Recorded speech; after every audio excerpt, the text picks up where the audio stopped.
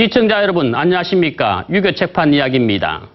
조선시대 과학기술이 가장 발전한 시기가 세종 때입니다. 물시계, 해시계는 물론测구기 등도 이때 발명됐으며 우리 시간과 계절에 맞게끔 조선의 역법, 달력도 만들었습니다.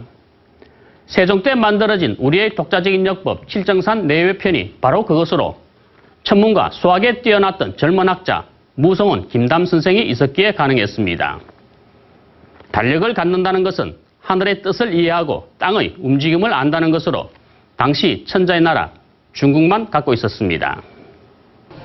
김담 선생의 문집 책판 무송은 집에 담긴 사기복소입니다. 부친상을 당해 영주에 가있던 김담에게 100일 탈상을 하고 곧바로 서울로 오라는 세종대왕의 명령에 대해 3년상을 지켜 자식의 도리를 다하게 해달라는 상소입니다. 당시 김담은 역법을 수정하고 있었는데 세종은 심혈을 기울여야 하는 역법 수정 작업에 김담이 빠지는 것을 우려했고 3년상 관리를 무시하고 그를 불러 올린 것입니다.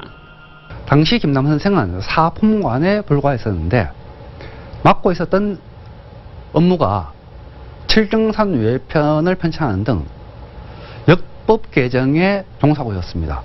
세종은 역법에 있어서 김담이 빠지면은 이 일을 할 수가 없다 해서 강제로 탈상을 하고 서울로 올라와서 업무에 종사하도록 시킵니다.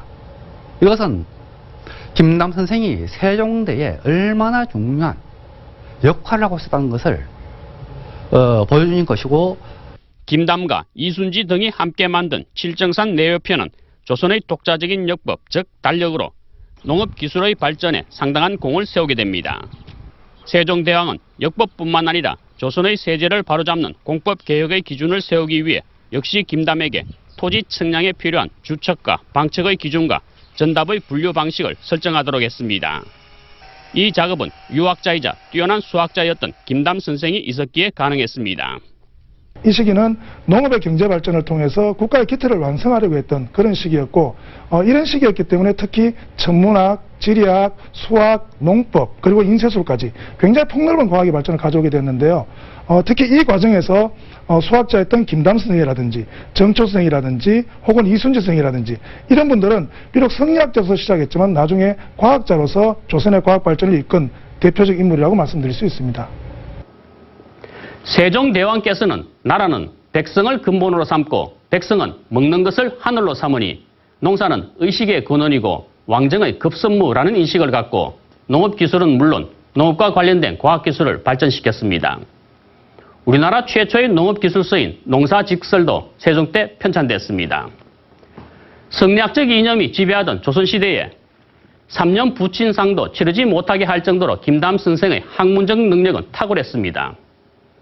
백성이 먹고 사는 문제를 해결하고자 했던 세종대왕, 수학자 김담, 그리고 천문학자 이순지 등 조선 초 뛰어난 학자들 덕분에 세종조는 조선 과학 발전의 황금 시대라 불리고 있습니다. 유교 책판 이야기 이호영입니다.